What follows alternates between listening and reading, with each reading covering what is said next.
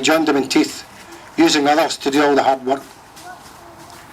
The records state that a payment of 40 Scots merks be made to a servant who spied out William Wallace, and a further 60 merks be given to the others.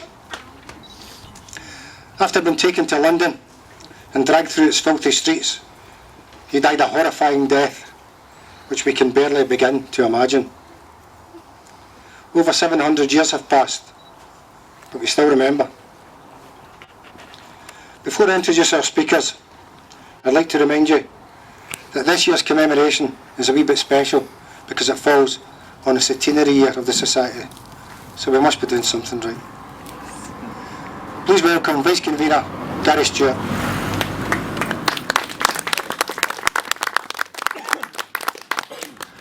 William Ballantyne and me spoke at Falkirk, and William said it's hard when you go to a place where either Wallace get captured or else we get beat.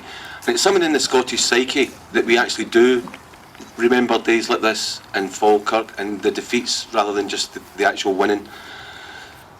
I find it quite hard. There's no point really talking about what actually happened this particular day because Duncan's done that, and Neil, I'm sure, will go on about that as well. I'm looking really towards looking what happened once Wallace was murdered. I think the likes of Longshanks, which I can't, and anybody's heard Mr. Ballantyne talk about Longshanks, I can't even go down that road with how William comes away with what he comes away with. So I decided not to bother doing that.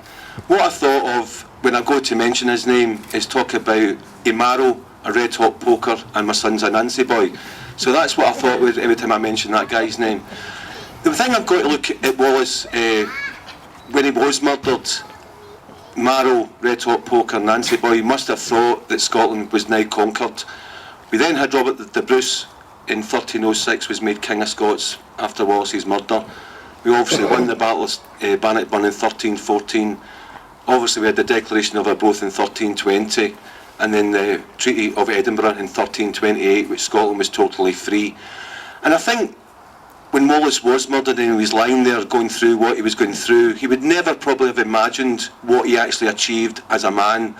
And looking now, the likes of Davy, when I started off the William Wallace Tartan Army, I met Davy through William Wallace. We've all met each other through William Wallace. The society, I've met people I would never ever have met in my entire life because of William Wallace. When we have the vote in 2014, all the patriots all around the world and the people who can vote in this particular country will vote because of William Wallace. Now, for a man that was tried to be forgotten about from the English point of view, to actually achieve in the 700 years that he's still there in the psyche of all the Scots, I totally salute the man. Thank you very much.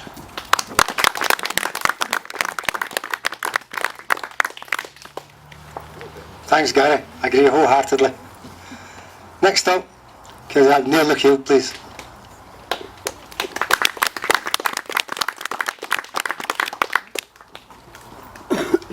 Unlike Gary, I can't do this without the notes, so well done, Gary.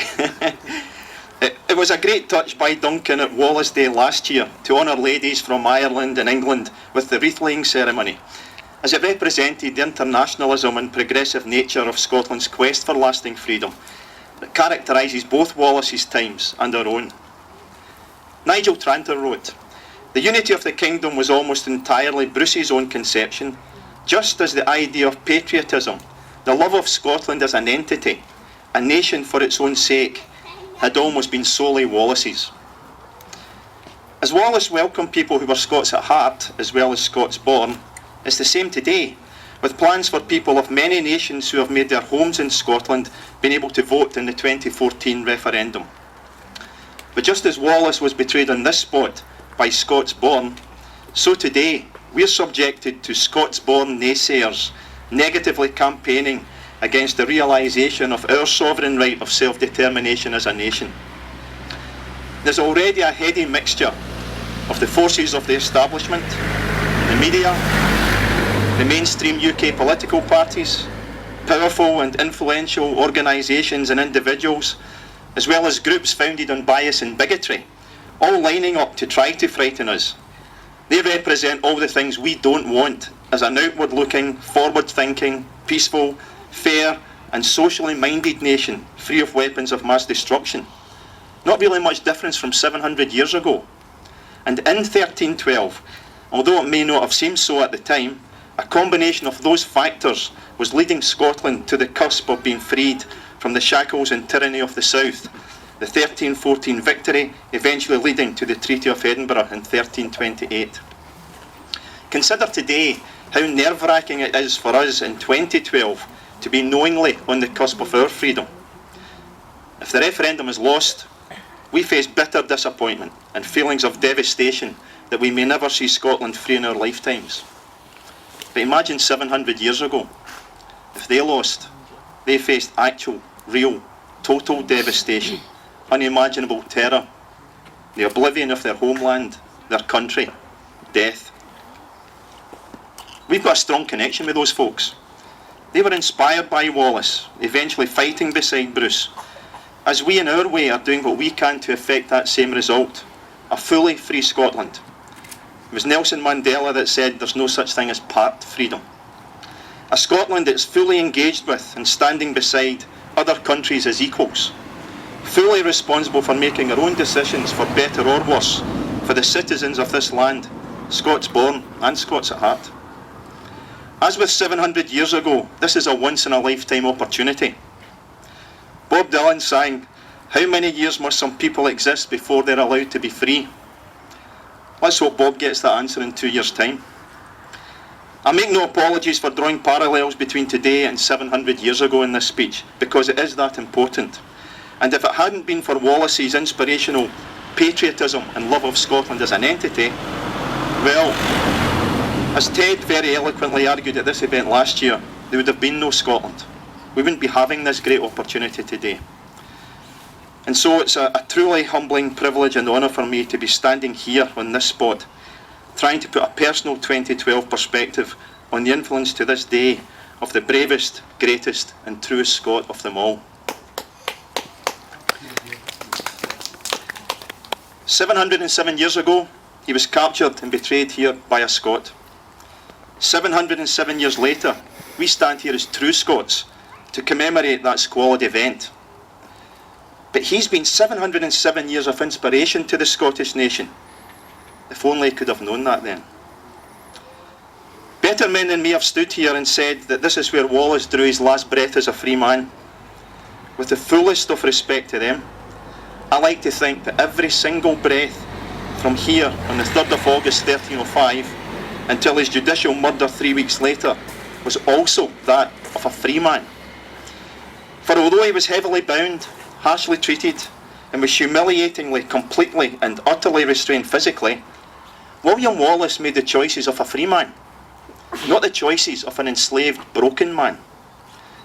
His final breath on the 23rd of August 1305, as his body was being excruciatingly ripped out from within, having suffered unmitigating agonies, was that of a free man, a man who forthrightly had stated only hours earlier as the English court charged him on behalf of Longshanks, "I can't be a traitor, for I owe him no allegiance. He is not my sovereign.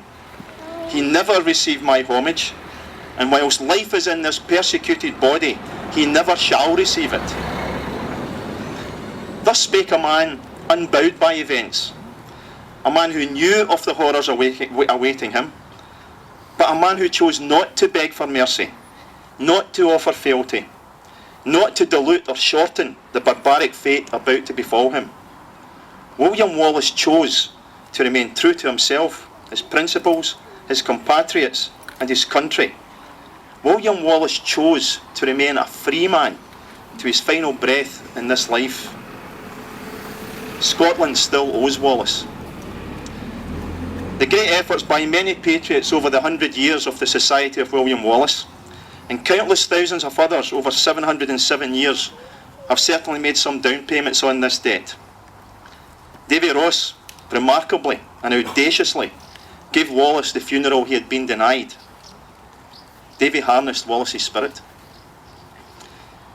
But for Wallace now to truly and finally rest in peace, we can finish his work and be true to his memory by doing what we can to make Scotland free in 2014. There are many, Many generations of Scots, martyrs and ordinary people, who would have loved to have been in the privileged position we are now, to have a chance to actively and positively influence events to make Scotland a fully independent nation permanently. To be one of the, no, not the 100, but the 100,000 who can be the catalysts for this momentous event. Fellow patriots, let me finish by mentioning there are only 2 more of these commemorations before the referendum. Only 2 more. I'd love to be standing here the first weekend after the vote, hopefully alongside many others, watching someone laying a wreath with words along the lines of, "At last, we have finished what you started. Without you, this day would not have been possible. Freedom. William Wallace, may you now finally rest in peace." And to paraphrase our Greek friend Konstantina Ritsou, maybe, just maybe, if we listen really hard, we'll hear him ringing the bell of freedom.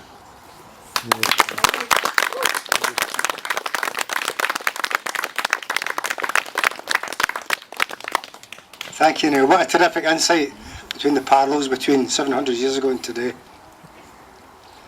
Now, I have been asked to read a speech on behalf of Glenn Wood, who's standing over there, who's with us today, but regrets he can't do it himself as he's too nervous to stand in front of a crowd. But I hope he accepts his apologies. I'm sure we'll get that fixed soon.